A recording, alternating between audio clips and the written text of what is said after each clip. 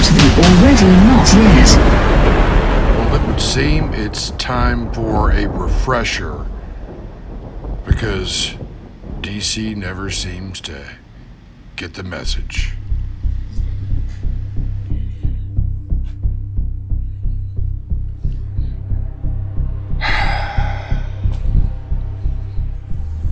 Yeah, I get it. I understand. It gets frustrating, doesn't it? It gets utterly frustrating when you can't stop fixating on one side of the polarity or the other. That's the way it's designed, you know. It's designed to keep everybody apart. It's being fueled. It's a divide and conquer strategy.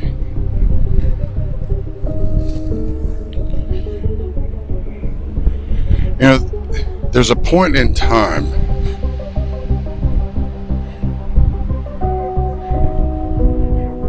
where no matter what you do,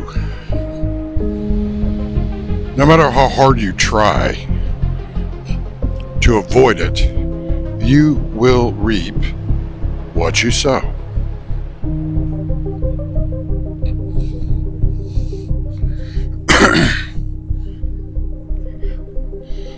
Now, look at what the country has turned into.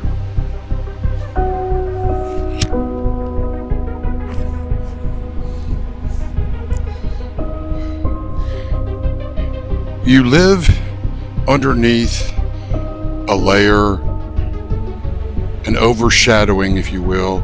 You live underneath a layer of sheer synthetics. And those people that don't understand what they live in are co-opted by it. That works to the benefit of the very things that are destroying you.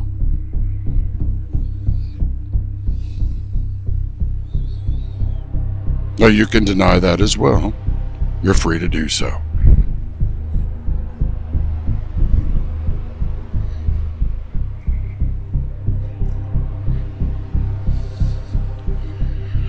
Here's the thing.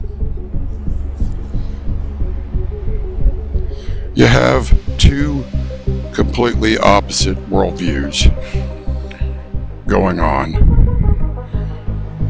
and at battle. You have a spectrum between them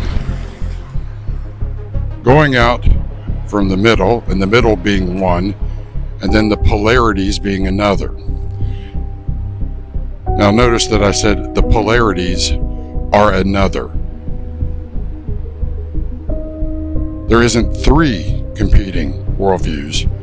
There's two. The broad path and the narrow. Now you can be on the narrow, but not be narrow-minded and closed-minded.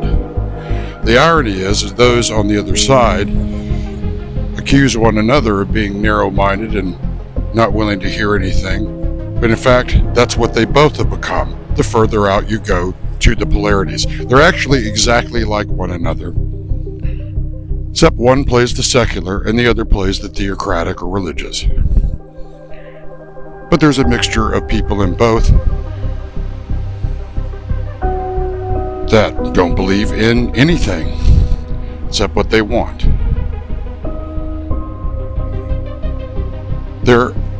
The further you go to the extremes, the more exactly alike they really are. Underneath the whitewash, the confusion, the finger pointing. And that's why I say that all that you're being offered is counterfeits. counterfeits of a middle, right? To keep a true middle from rising up. And both polarities, both sides of that polarity, right? The poles, are being used to do that.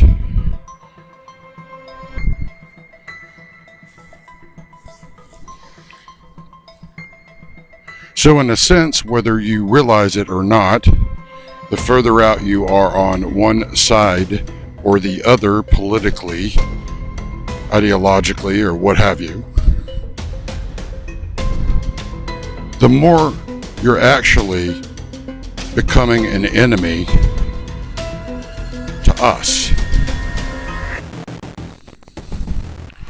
And the more that you are creating the conditions which work against both your best interests.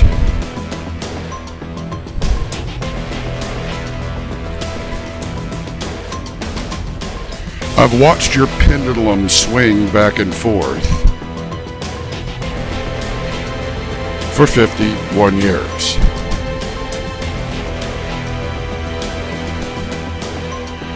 This past election, you essentially put a gun to your head and shot your brains out. You blew your brains out before the world and exposed your pride, your greed, your ignorance, your avarice, your blindness, and your hubris. And you destroyed what little was left of your credibility with your own people.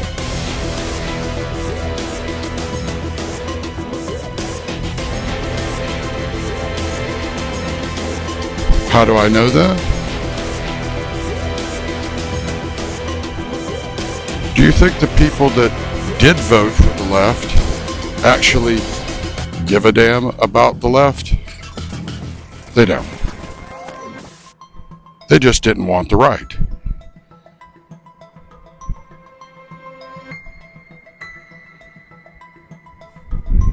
You see, this is absurdity. This is not an eagle.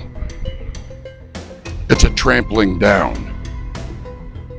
And eagles don't trample.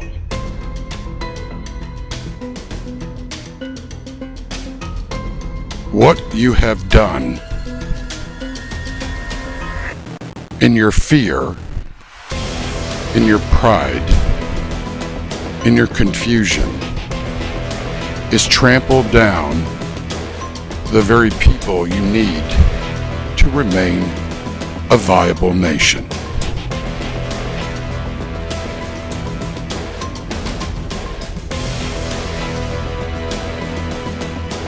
Now, one has to ask at this point, who are you serving by doing that? Because it is not God or the American people or truth or justice or any of the things that you espouse with such wonderful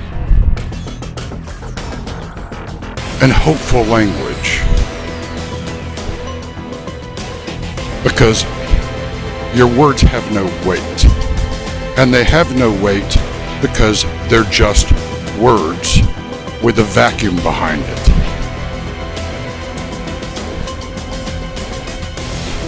You can use the words, but the words have no weight because there's no authenticity, no depth, and no understanding behind them. You can get up and you can pray pretty prayers and quote scripture all day long at your events in DC. But what you don't realize when you do that, you're actually pronouncing curses on yourself because you are arrogant. you are corrupt and you're liars. The devil knows the scriptures better than any of you, which is why it's so easy for him to use your own tongues to pronounce it. But I see through that. A lot of people do. There's not enough whitewash in the world to cover up the rot that everybody knows is there now.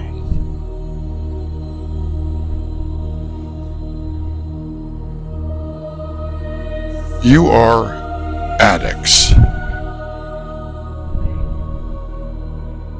But your drug is power, wealth, and influence. Your God is one of your own mind, because your heart is empty. That's why your words hold no water.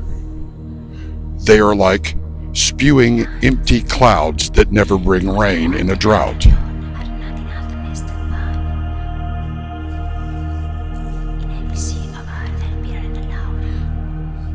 You are like automatons.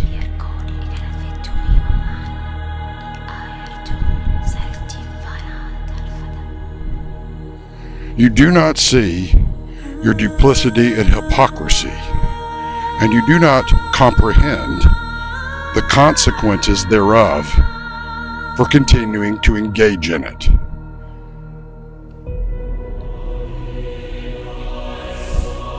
You fight over a graveyard and over a trash heap.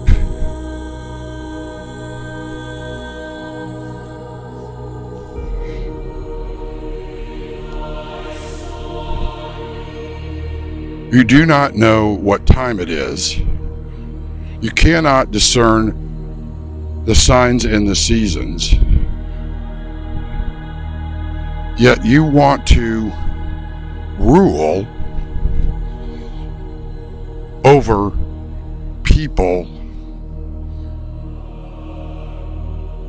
and force them to comply with your degeneracy. And now that you've reached your peak of power, now that you have reached your apex, which we all pulled back and let you do, you should ask yourself why we allowed that. And it isn't because you were that clever, because you're not. The trap that you set and the victory that you think you have is actually the opposite. You have created your own trap. Your victory is your deception, because we turned you over to your own self-deceiving ways.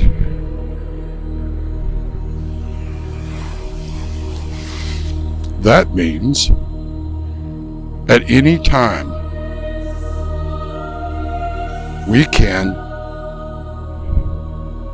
execute judgment on you, render justice upon you, and we will not have to give you even the slightest bit of a heads up. Now, why do you think we haven't done it so far? Because that's what you really ought to be pondering in your paranoia.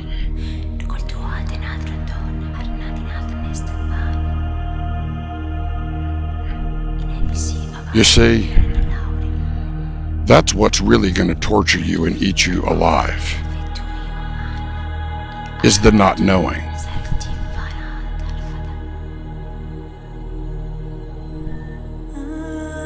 Now, any of you can freely choose to come out of that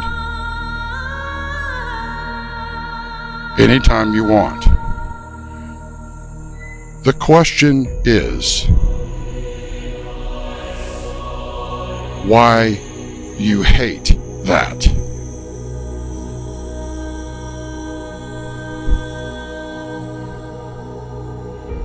Well, it's pretty easy, actually. You love your darkness, and you love what you do in your darkness, but you're too blind and foolish to understand that you're naked, you're blind, and you're poor.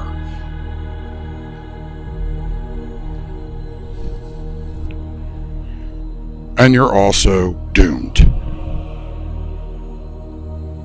And you're doomed because of your own choices. Pride works like that. There are innumerable ways that you are vulnerable. There are innumerable ways that you can be struck down, removed, mitigated,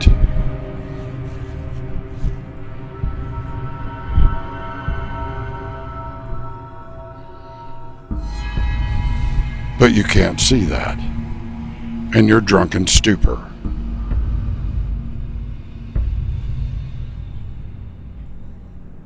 Again, pride has a way of doing that. Denial has a way of doing that. And you can try to think and believe that your euphoria at the moment, at your peak of supposed power, is sufficient, but that just fuels your own self-deception more.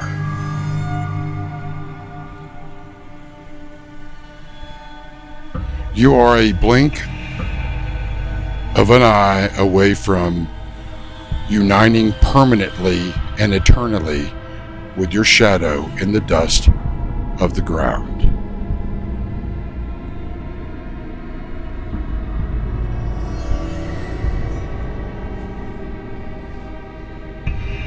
Now, why do I tell you these things?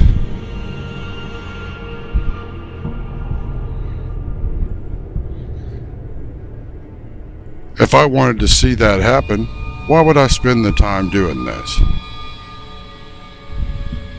Perhaps I don't want to see you go that way. So until the time when the flash and the bang and the boom and the blink of an eye happens for you, I'm going to keep offering you a way out of your predicament.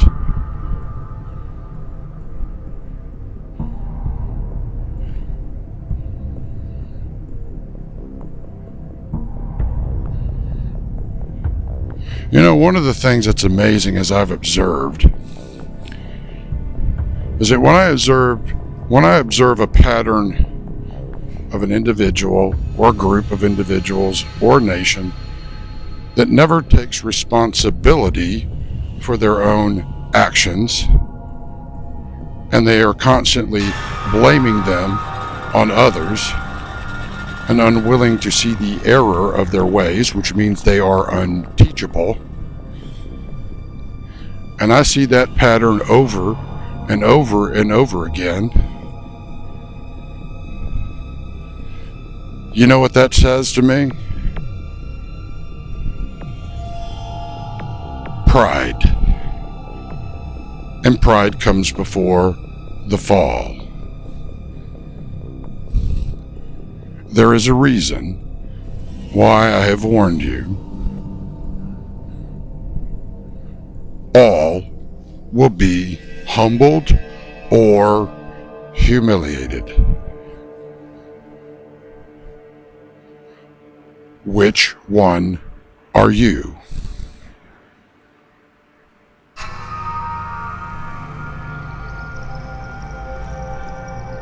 Which one will you be?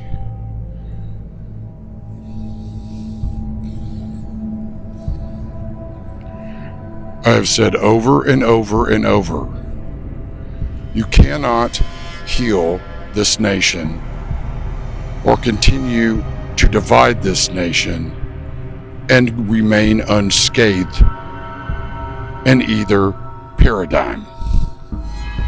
You cannot rule this nation from the polarities or continue to divide the nation from the top, playing games with the people because you think that your money, your power, and your influence in this rust bucket of a world is sufficient. Because it is not. That's your delusion.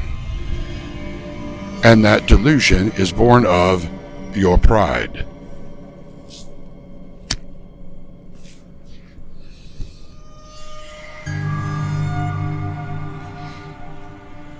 I said that you were in a war. A war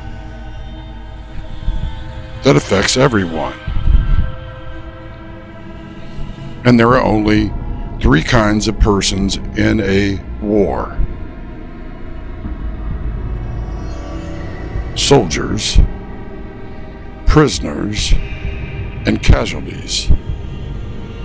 At any given point in time, you are one of those.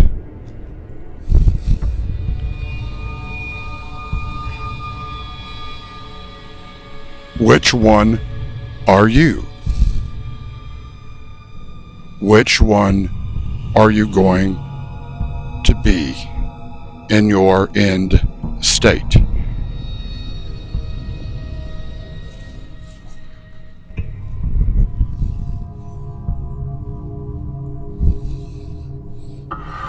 I've talked in all these talks about something that's very important. Who are you? In what do you find your identity in? Is it in the temporal things? In the things that pass away and you leave behind when you are put into a grave?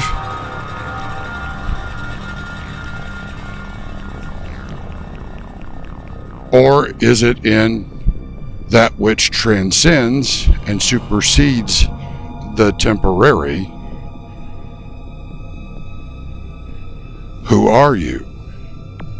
In what and whom do you put your trust, your faith, and you find your identity in?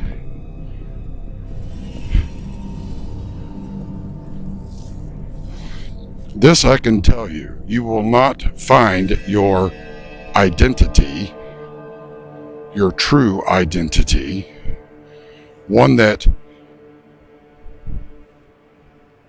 can transcend your temporality in identity politics and all of the debauched lies and the myriad of false identities it offers to you.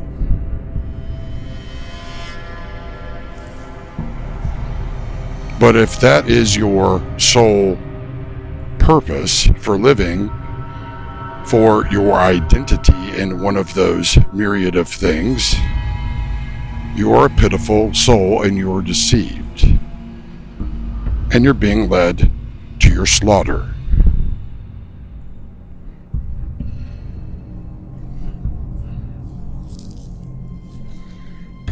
If your identity is in your job, your reputation, your wealth, your power, your influence,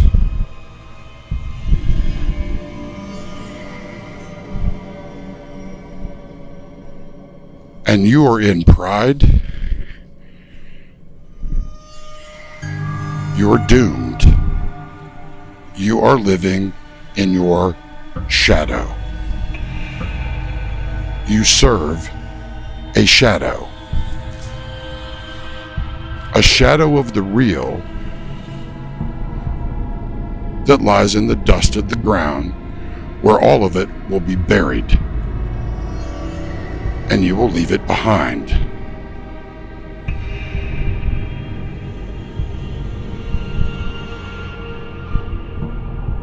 Who are you?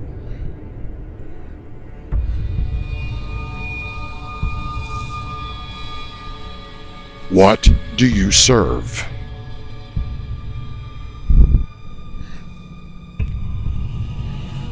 And in those choices, are you a soldier, a prisoner, or a casualty? And will that be your end state?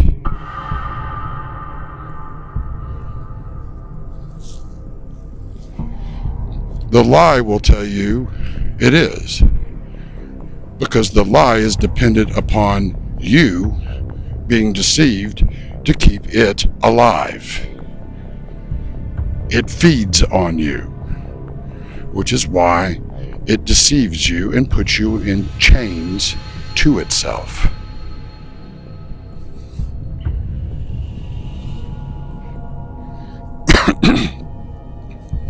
As I've said before, there's a reason why a lie is like the shadow on the ground, which could never stand up against the light of the truth.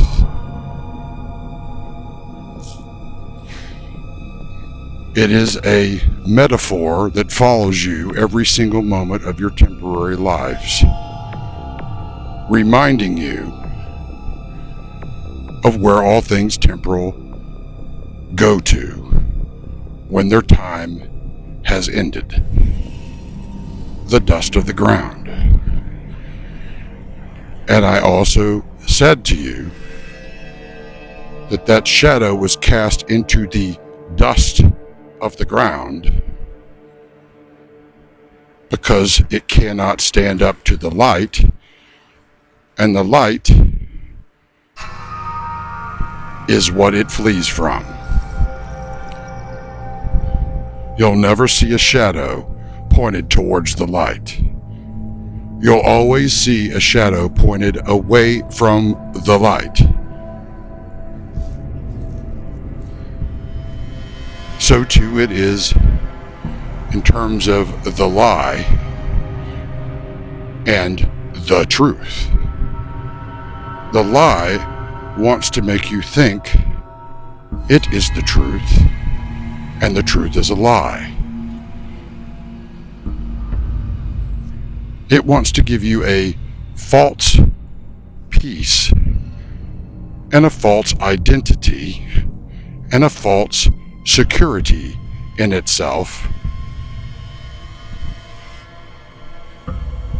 so it can continue to feed on you like a vampire the entirety of your mortal lives.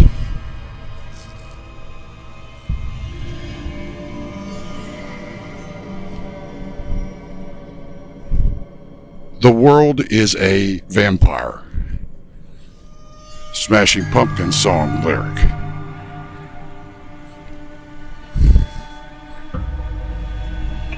It is. In Christendom, we say that your enemy is your own flesh, your mortal coils, the world system, the metaspherical kingdoms, powers, principalities, right? Arrayed against you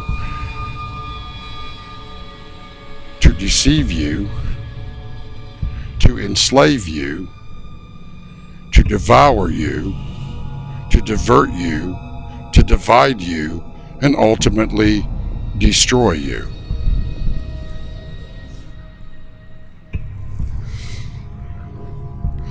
If you believe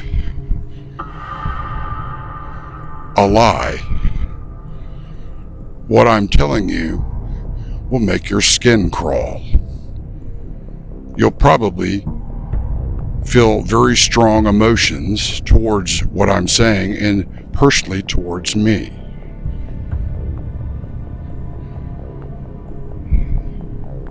That's okay. Now you know. And now you know that you're in a lie. Are you going to remain in it? Because I'm telling you what it's doing to you and where it's leading you to.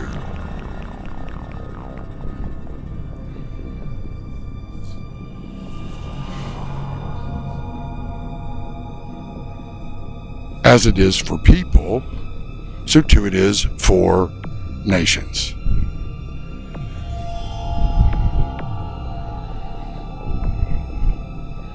So when I talk about signals intelligence, test your SIGing, I'm speaking on multiple levels. You have to have discernment to know in a battle and in a war whom you are getting your instructions and intelligence, your battle orders, your marching orders, your plans from. If you do not have a means of discerning that, you've already lost. And that means you're either a prisoner or a casualty, and you're being used as such as a proxy soldier against those who are not in your predicament. Which means you're being used to work against your own best interests.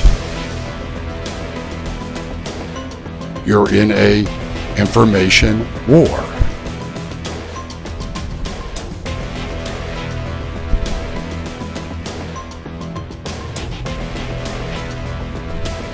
Do you know where below the threshold warfare really originated?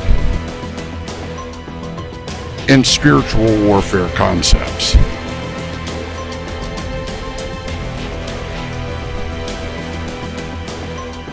Meta-war.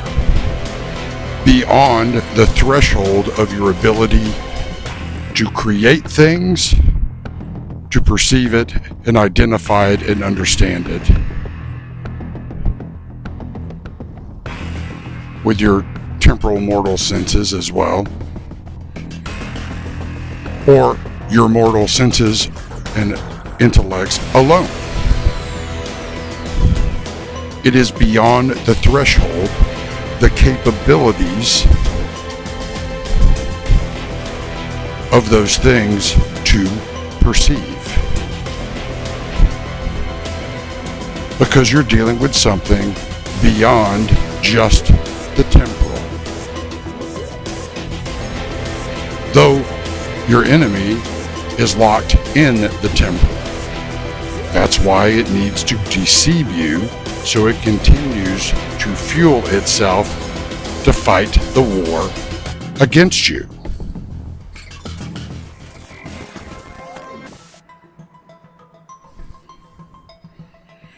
It uses you to build its arsenal against you and against your own people.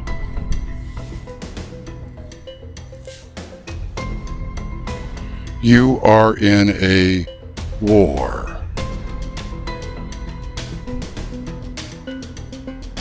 Who are you fighting for?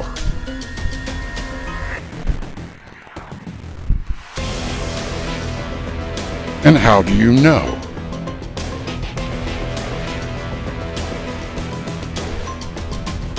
If everything that you base your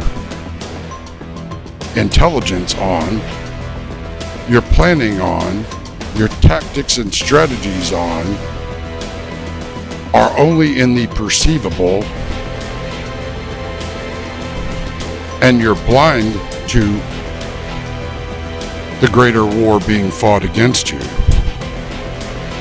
how do you suppose you're going to escape your doom when you're already defeated by it?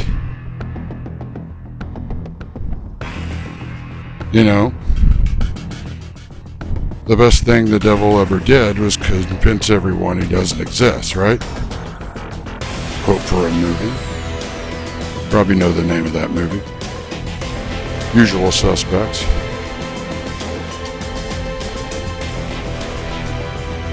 In a sense, there's some good lessons in that movie. Things to glean from it.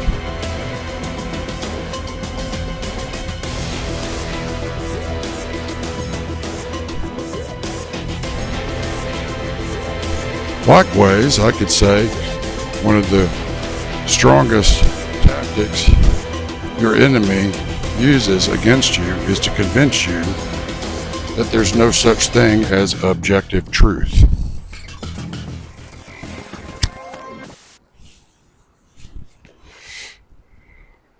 While replacing it with something that you've heard before out of probably your own mouths. Well, that's my truth. Not, you have your truth and I have my truth. Right? Or you've heard others say it. That truth is all subjective. The truth is overarching and is objectively true regardless of who or what perceives it or not. It is what it is.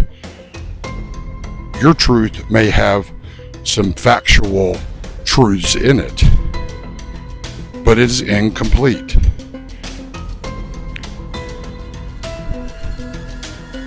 And what is a lie?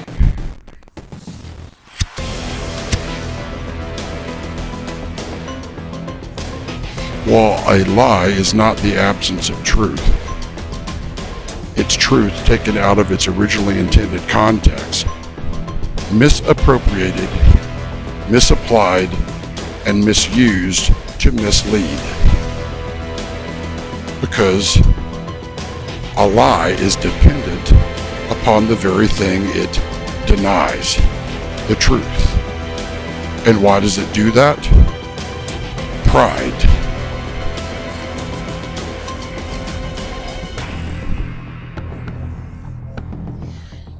If truth was a air hose and lie was a deep sea diver, it would stand on its own air hose until it choked itself to death because of pride.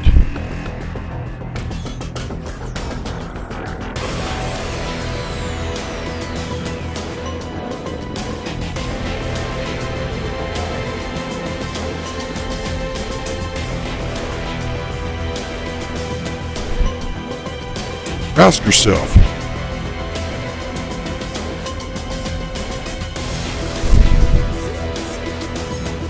if God doesn't exist,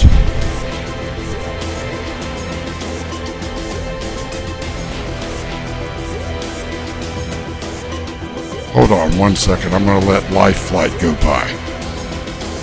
Somebody who's getting a real world lesson on how short life may be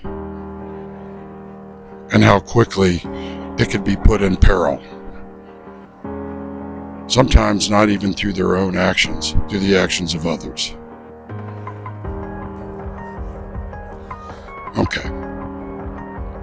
Should be quiet enough for me to continue. So, if God doesn't exist, why do you suppose atheists spend their entire lives trying to refute it and argue with people that do believe that God exists? After all, it seems like a futile deal. It seems more like they're trying to convince themselves more than others, because that is exactly what they're doing.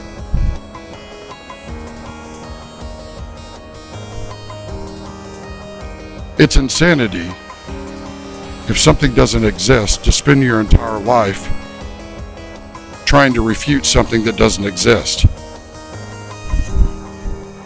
Don't you think? Isn't there better time spent elsewhere? And why did they do that? They're prisoners to pride and lies and confusion. That's why.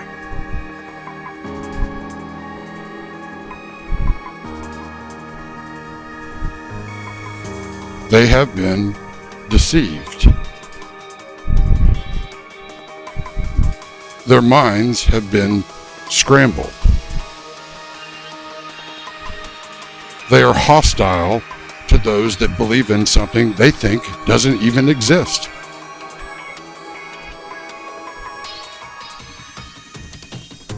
So what? If it doesn't exist, why does it bother them so much that other people believe that? Because their actions do more to prove the existence of something than to actually refute it.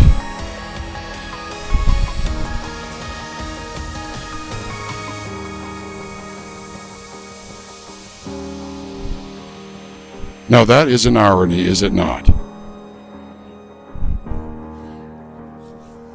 Another reason why the lie hates the truth, because the truth exposes it, and as much as the lie tries to besmirch, slander, obscure the truth because of its pride, it actually is proving truth true and itself a lie because it is exposing itself. That's why it accuses and slanders and attacks. Rather than taking responsibility, which means you have to be humble and admit that you're wrong. You have to accept responsibility for your own actions. And if you cannot do that, or refuse to do that, you're in pride, and you create the very conditions for your own destruction.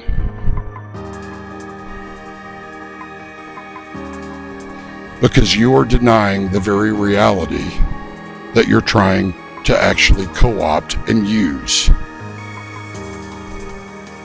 You are denying the very truth that allows you to continue to do exactly the very thing that is against your best interests.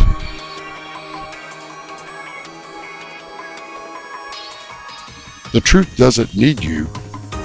You need the truth.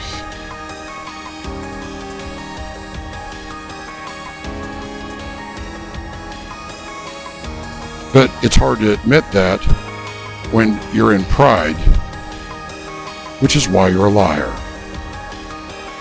which is why you accuse and slander and abuse and try to destroy those who aren't, and mock those who are seeking, and dissuade people from looking, because that's what liars do. That's what the prideful do. And that's what slaves to darkness do. They become proxies for a lie as soldiers. But they're still prisoners and they're still casualties. And in the end, they lose everything.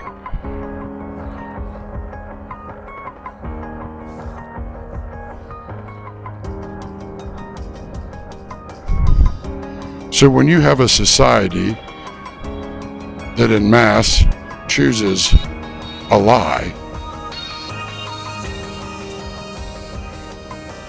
that society rots and collapses due to its own avarice and hubris because of its pride.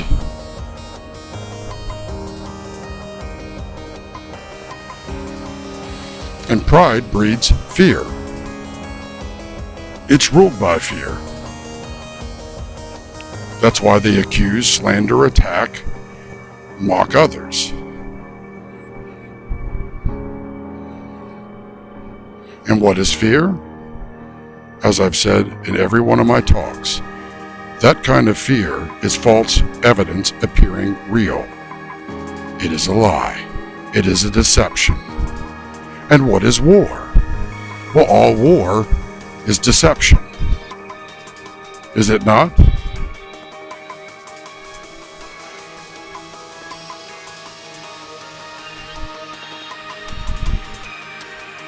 How many wise generals went to war and thinking themselves wise were handed their defeats, proving that their wisdom was folly? Innumerable ones throughout all the ages.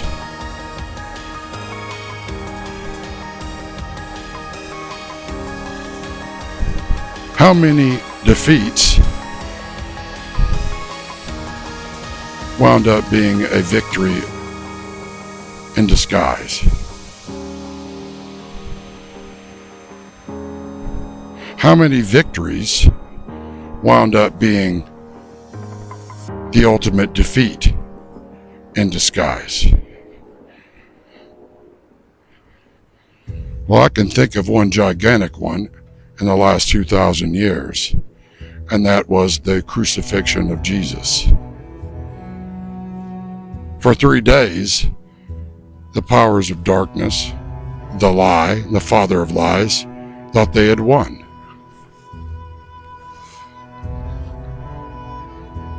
Their greatest victory turned into their ultimate and absolute and total defeat.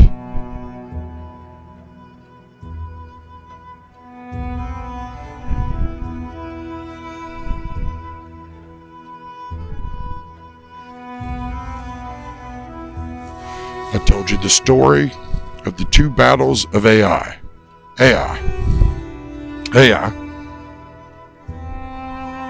First battle, the Israelites, the armies of the Israelites got beat because they had not done what they were told to do and created a vulnerability, and God disciplined them by giving them a defeat.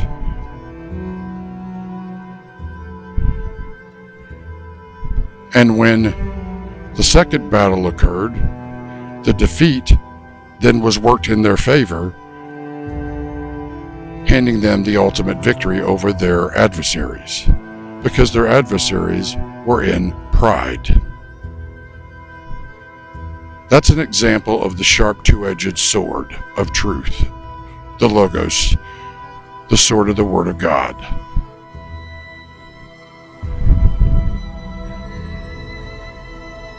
So, think about that. Think about what I am telling you, what I am signaling to you, what I am broadcasting to you. What kind of seed is it? Is it the seed of lies? Or is it the seed of truth, good seed? How do you know if you don't test it? If you don't want it to be true, and you don't test it, you've ensured your defeat.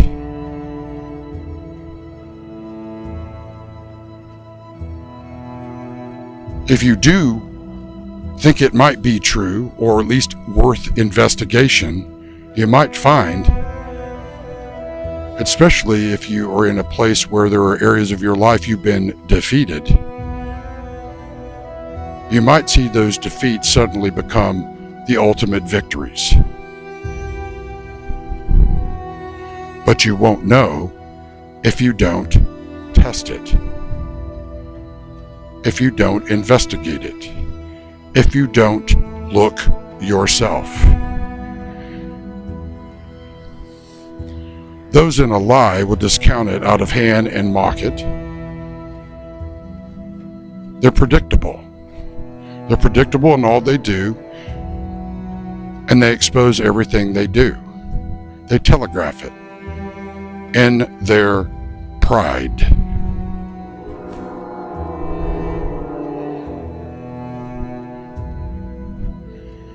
It's no wonder that their plans become a train wreck and come off the rails.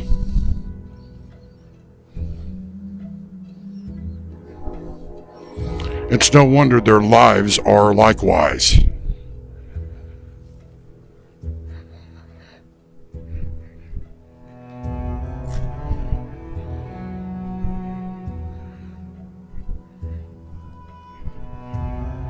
When we speak about duplicity and hypocrisy,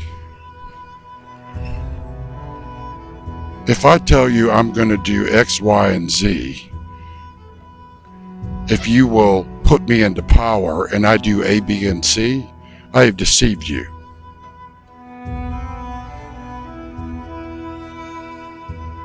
I told you what you wanted to hear, and then I used it against you as a weapon.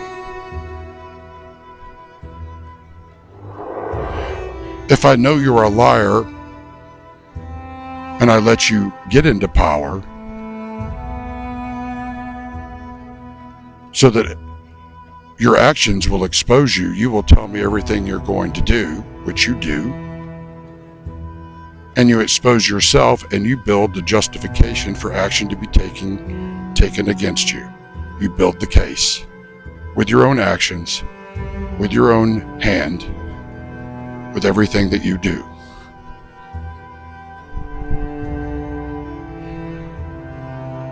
You have a sword, and it's a two-edged one, with the point of it pointed right in your chest. Those of you that prefer your lies. And that sword can not just only strike down your body, it can strike down your soul.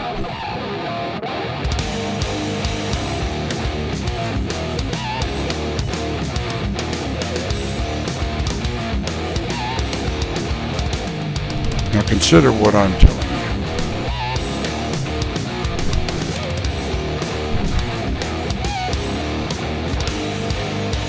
So when I warn you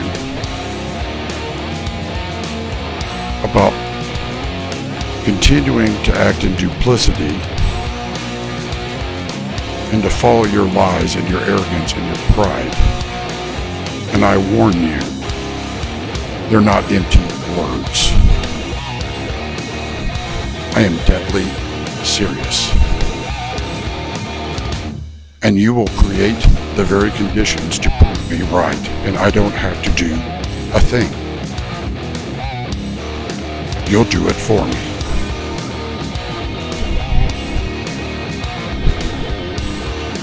You will defeat yourself for me. I will just finish you off.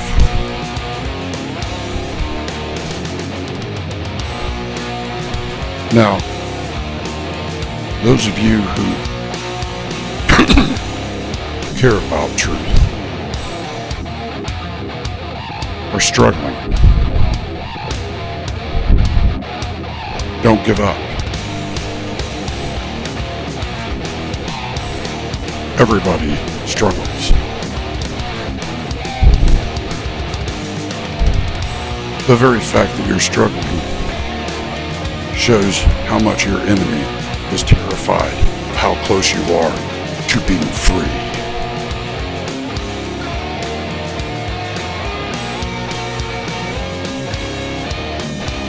So I'll leave you with that